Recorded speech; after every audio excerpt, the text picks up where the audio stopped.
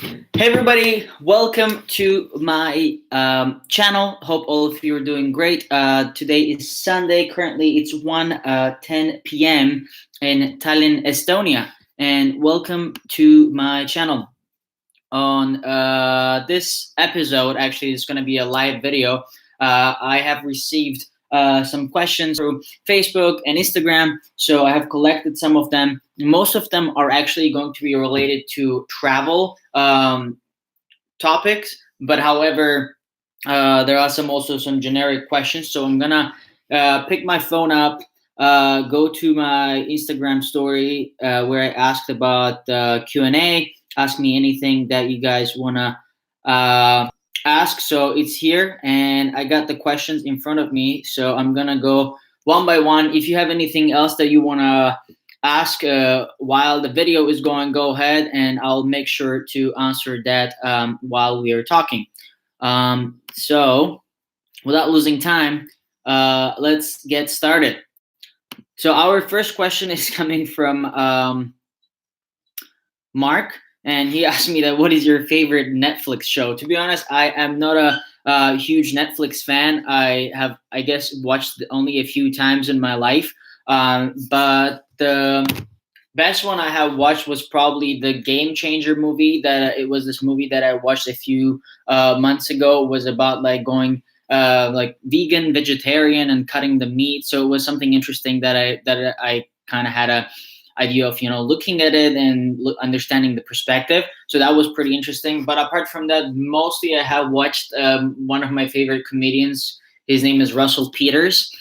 He's originally he's Indian Canadian who is currently living in the United States. So I sometimes watch also his shows. Well, there are not a lot of them, but he's a really, really funny dude. So for those of you who are interested in um, getting to know more comedians, you can definitely search for his YouTube channel or on Netflix. Go and check him out. So he's a pretty fun dude to watch at. Yeah, let's move on with the next question. What we have, which is your favorite language? It could be any language you have heard. So this is a really interesting question. My favorite language is probably Spanish. From what I have heard, or from what I know, or from the languages that I can speak, Spanish is one of them, and it's I would say, the most favorite language in general. I guess it's about the culture. It could be related to, I guess I'm in love, like in generally, with the like southern languages, Italian, Spanish, but mostly I think Spanish like attracts me more. Um, but like also the culture itself, like like Latin American culture, like but I know that it like the culture in Spain is totally not exactly same as the Latin American culture, but there are obviously like similarities. But I definitely enjoy hearing at the same time speaking Spanish. So for those of you who are out there, Spanish speakers, shout out to all of you guys. Um, Also Spanish. I mean, in general, it's the second most like spoken language in the world. I mean, international language. I'm not talking about Chinese. Like after English, it's the second most international language, at least to my knowledge. So yeah, let's move on with the other questions. The cheapest tour of Eastern Europe, here Sadi asks, and I would say, well, I haven't been to like many Eastern European countries, but like the ones that I have been, I remember was Ukraine, Moldova. Um, what else? I have been to like nearby, like Macedonia. It's not like really Eastern Europe. It's like Balkans, kind of south. But in my opinion, the cheapest Eastern European country that I would definitely suggest would be probably Ukraine or Russia. I mean, okay, Russia is also, it depends like which part of Russia you're going to. Like if you're in Moscow, obviously it's going to be more expensive. But if you're in need of like, going somewhere Eastern Europe cheap, I would definitely suggest like Kiev, Ukraine. Although I was there like 2012, so that was like a pretty long time ago. But I definitely enjoyed being in Kiev. Like I loved architecture. I loved all this, like, post-Soviet vibes there in general. So I think Ukraine, like Kiev itself, is a really good place to go and travel in general. So I would say it's a budget travel. And he's writing from Azerbaijan, so I would also like give a perspective from that. Definitely, I would say from Azerbaijan, the best option for you would be going to Kiev. I would say. Also, I know like there are some other countries I can suggest. Maybe like Belarus is another option, although I've never been there. But yeah, let's move on with the other questions.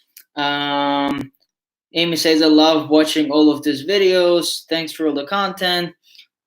Thank you. And then if you could hire, Jasper asked, if you could hire someone to help you, would it be with cleaning, cooking, or yard work? That's like a really random question. Oh, yeah, because okay, yeah. Here's the thing, because I asked it on the story. I asked it, ask me literally anything. So I guess this is like just anything that you guys are asking. So, but yeah, if you could hire someone to help you, would it be with cleaning, cooking, or yard work? I mean, to be honest, I don't do that much yard work. I don't know when was the last time I did that. But probably, I mean, I love cooking, so cooking is something that I wouldn't need a help with, but I think cleaning would be something that I would definitely need a help because um, I don't know. Like, I mean, I love to cook. I love the process of cooking. I enjoy, like, trying some different dishes from, some different cultures and cuisines. So it's definitely something that I enjoy. So, yeah, cleaning is something that I would definitely need the help with. But cooking and yard work, I would probably pass because I guess I can do that part. Um, then what else? I have some of them also here that I have collected. So let's see. What is your favorite place so far that you have traveled to? Well, that's a really good question. So far, I would definitely go with different continents. Starting from Asia, the most memorable one for me was definitely Japan, which was in 2010. It was I was there like for like around a week, and I was in Tokyo and what was the name of the city? Nagoya.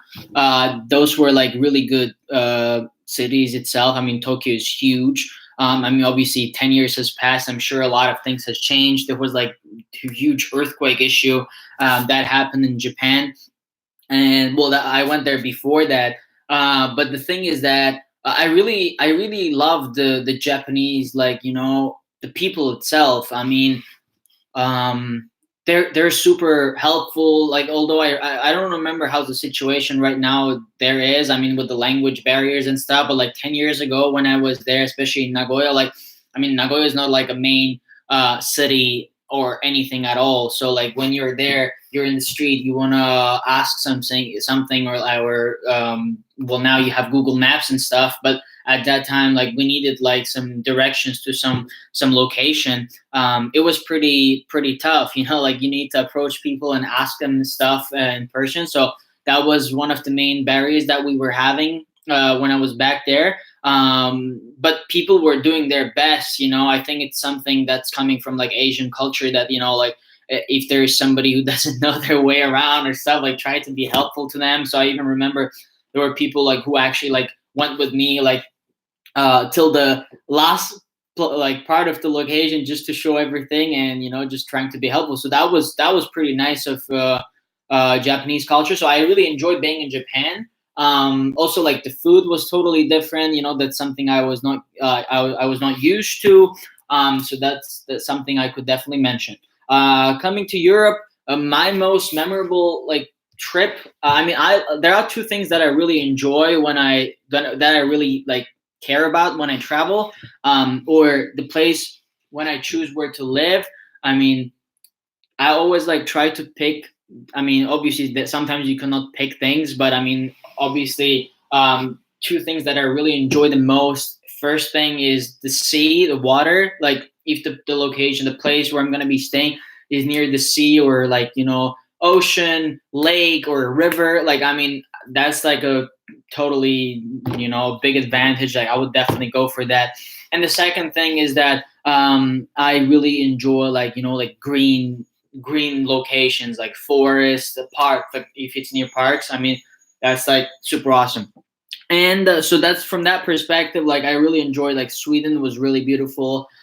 Switzerland was really nice. I was there only like for a day. I was in Zurich. Like actually, I was going. It was last Christmas. I was going to visit a friend of mine who is living in Austria at the border with Liechtenstein and Switzerland. So when I was going there, I stopped by. My flight was to Zurich, and then from there we drove uh, all the way to Austria. So like it was like an hour and a half drive. So I got a chance to actually see around, and we stopped in a few places. And there was this like small town called Appenzell.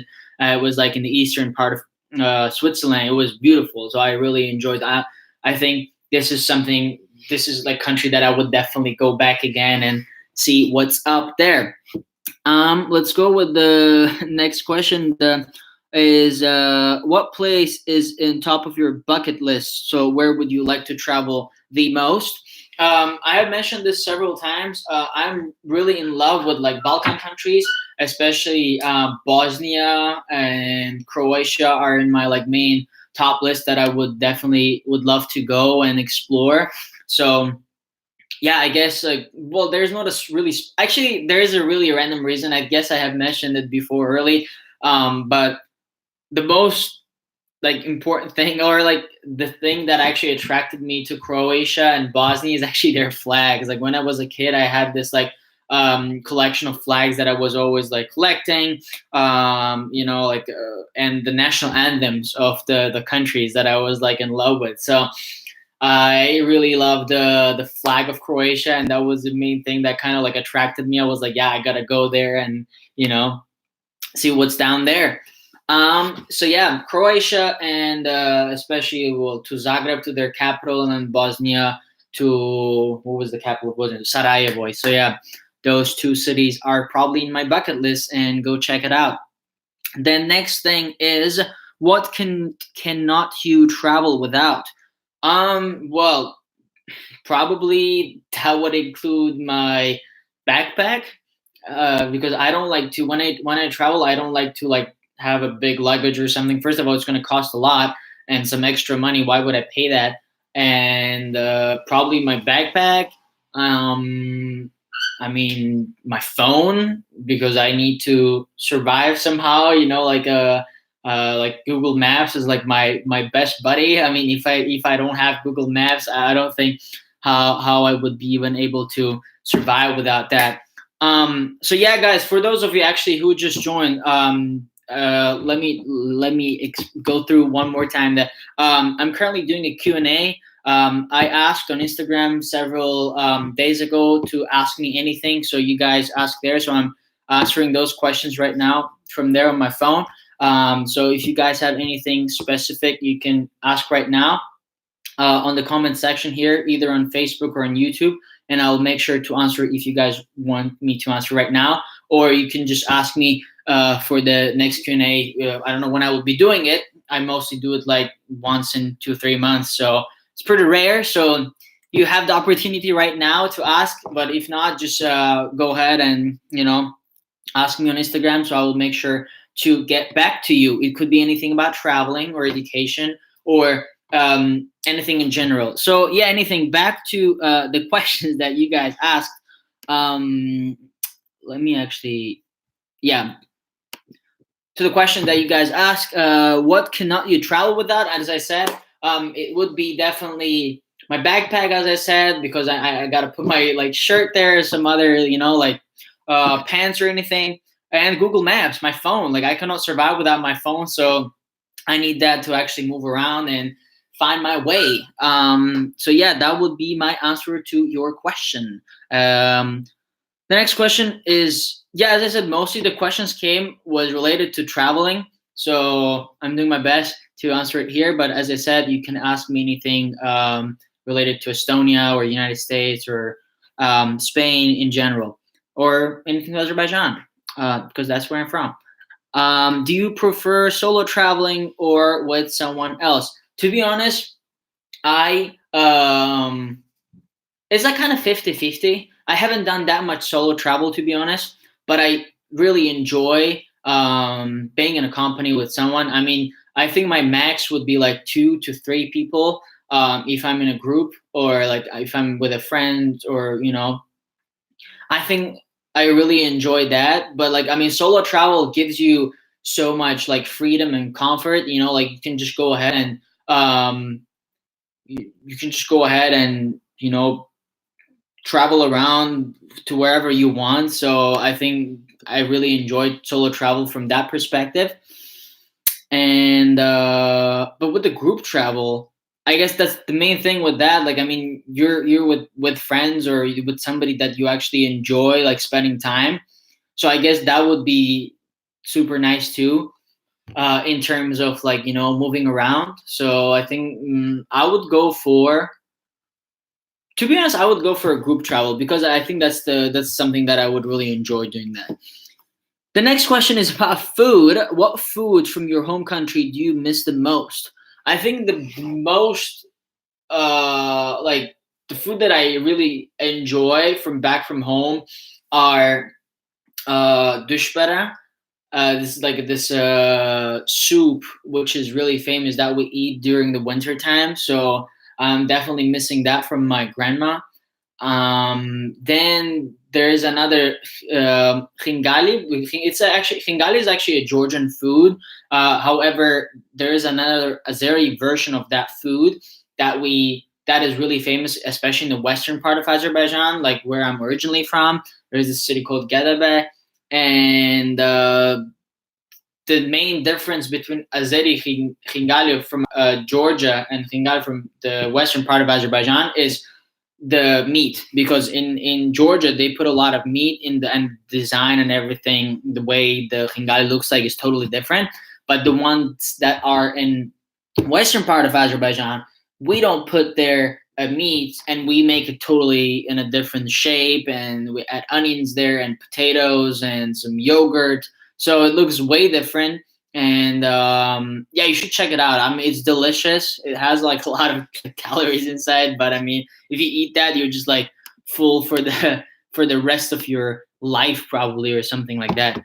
But yeah, that would be my answer. So dushbara would be the something that I would be really missing. But I mean, here in Tallinn, like, I mean, you got a lot of like Azeri restaurants, which I don't go to that much. But I mean, if I in a really need to, I mean, I would like bring a friend of mine or something there, so to show them and give the experience, definitely. So yeah, dolma is something that is really famous in Azerbaijan food, but I'm not a really huge fan of that food. Um, what else? Yeah, mostly probably the soups that I would be really like missing for. The next question is, tell me your scariest moment. The scariest moment is probably I've had a few, but obviously most of them are happening in the during the travels that I have been to. I would say the main thing that had happened to me was probably, which was in 2010. I was in Norway, and we went up to the we were going up to some like mountains, or there was some hills there, and it was like super like it was that day, it was like super rainy there, and we were hiking up with this group, and I was like, it was like 10 years ago, so it was a long time ago. And I was like, uh, obviously, how old? I was like 12 years old or something like that, 11, 12, something like that. And it was the scariest thing. So we're going up to this, like hiking up to the mountains there. And when we're doing that, the place, the stone, the rocks were super slippery. So I almost got ended up like, falling down, and there was like this like cliff there, and it was like really scariest shit ever I have probably had. And there was this girl like who like caught my arm, and then she kind of like saved me from dying. So I don't remember her name, I don't remember who she was, but she was, I guess, like she was like kind of group leader or something, like who kind of saved me. So it was the one of the scariest thing probably I have ever experienced. Like I remember that. But apart from that, it could be something the scariest. I mean, I didn't have like super scary one. I mean, I had the situation that I lost my wallet. It was like a couple of months ago. I was supposed to go to Copenhagen to Denmark, and like literally a day before my departure, I lost my wallet on the way to the gym and the bus, and that was like super screwed up because I need to cancel all my plans, and then because all my like ID card was inside and my like cards and everything. So well, eventually I got like everything like canceled. Well, I mean, I lost money obviously, but the thing is that I still haven't been to Denmark, so I had a plans to go to like Malmö too, like which is like a city in the south part of Sweden. So I really wanted to go there, so but I couldn't, so I kind of felt bad about that. But I mean, you know, sometimes it is what it is, and you gotta accept the situation and move on with that. But I mean, yeah, I mean, I would definitely would love to go and travel to Denmark and Sweden again. But yeah, let's see what else we have on the list here. The next question is going to be, how many different currencies do you usually carry when you travel? Or wait, how many different currencies are you carrying when you're traveling? Okay, well, it really depends, obviously, on which country I'm in. Like, obviously, you know, like if I am in a country that is outside of um, that's outside of European Union, obviously. Well, sorry, actually, my bad. There are countries who are in European Union, such as Poland, or you know, they are using their own currency. So, or like Liechtenstein, for example, they're using like francs or something. So that was a bit different. But I mean, mostly when I'm in, like, I mostly like live in Estonia, so I would be using euros. Mostly that's my go-to currency.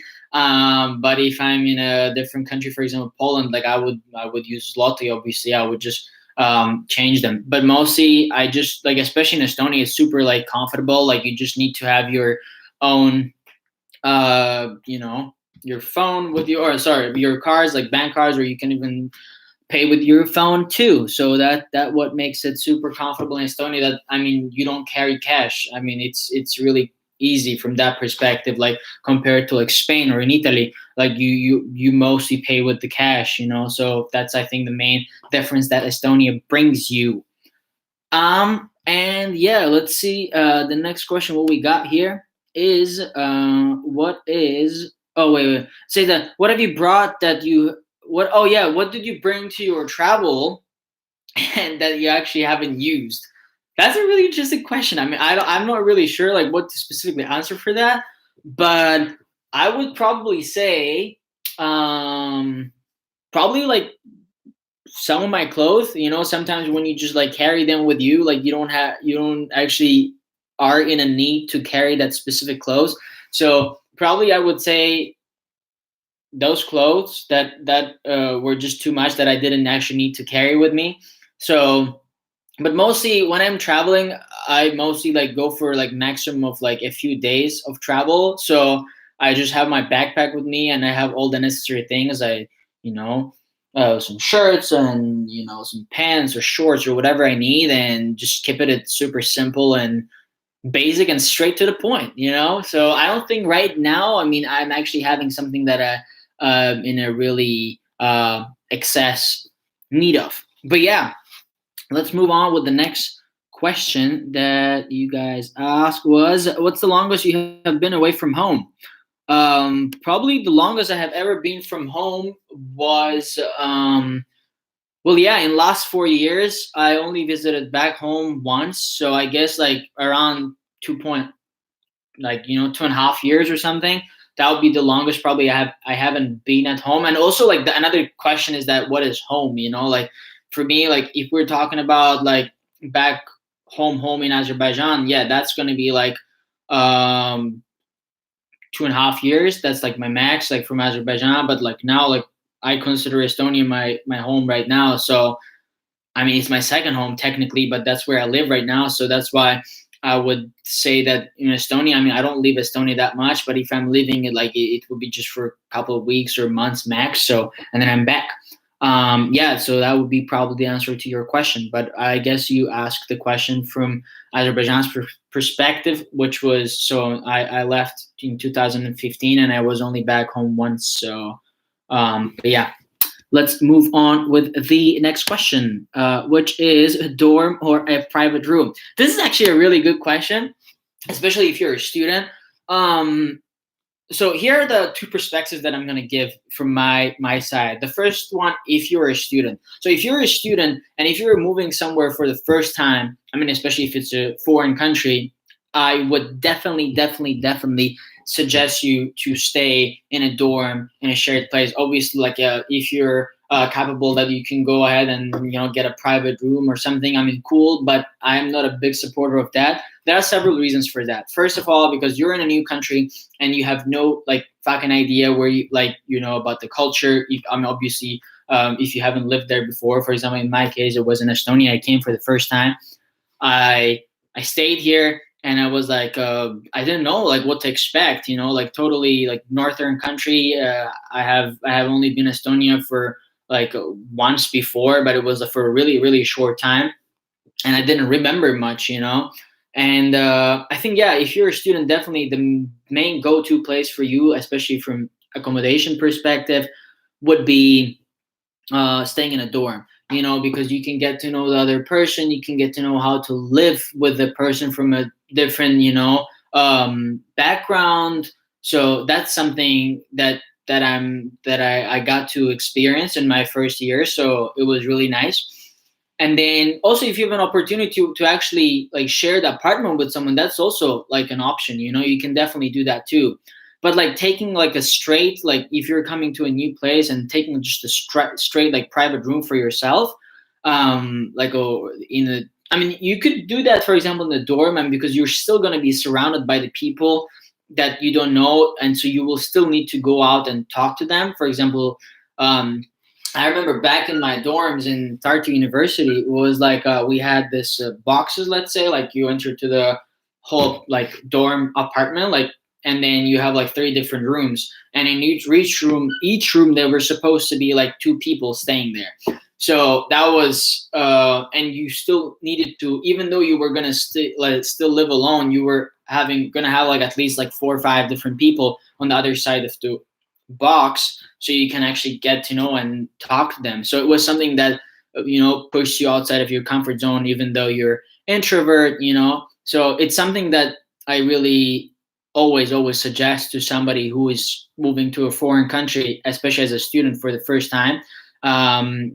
Taking a dorm or some apartment to share it with, to get to know the that experience for sure. And then after that, obviously, like if you're more comfortable after a couple of months or a year, you can definitely, yeah, and of course, if you have the financial capabilities, yeah, you can move on to the private room or private apartment for yourself. I mean, it's just a personal choice, and you do whatever you want, right? So yeah, the next, and probably this is gonna be.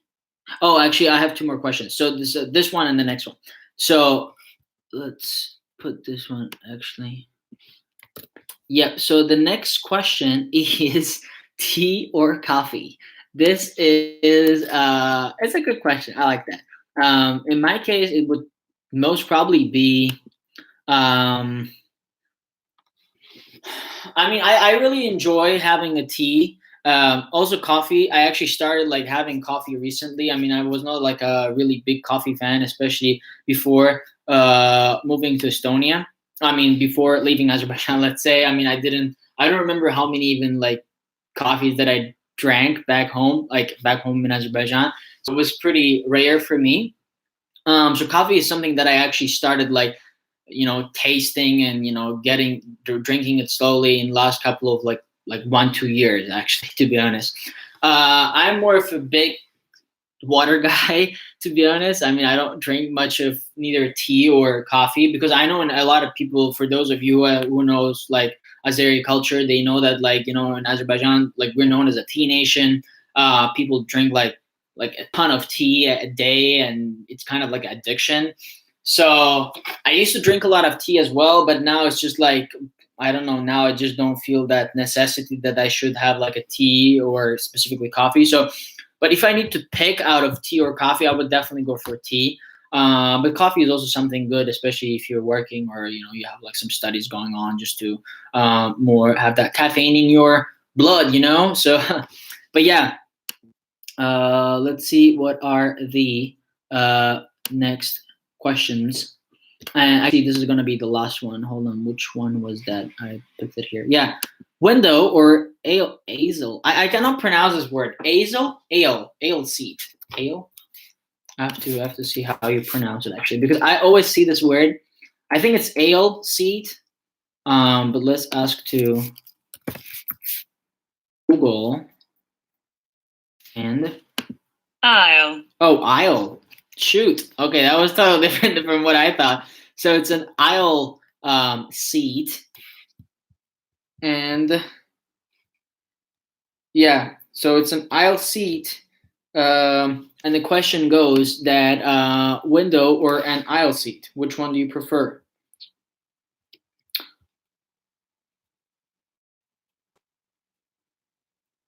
Yeah, so I would definitely go for an. It's a really hard question because like it depends. If I'm going for a really like long flight or something, let's say like 10, 12 hours or something, I would I would go for probably a window seat. But if it's like something super short, like an hour or 2 hour, like I don't really mind like sitting wherever, especially if it's like a bus or something. I would just stay in any of them. But my favorite one would be probably an window seat. Yeah, I think like everybody loves staying in the window seat. But yeah, if it's a short term, like 1 2 hour trip, I wouldn't really mind. But yeah. Anyways, guys, that's it from my Sunday Q&A videos that I collected here on my phone. I had it mainly from Instagram, so here are them. Thank you very much for asking all the questions. I really appreciate them. And you can also ask more if you have anything. Just go ahead and check me out on Instagram at Rufa Dagali, exactly same as everywhere as you can find. And I'm wishing you a great and productive Sunday evening or afternoon or morning, wherever you are. And have an awesome rest of the day. So thank you very much for watching. I will wrap this up here. So have a good one. Bye, guys. Peace out. Bye bye.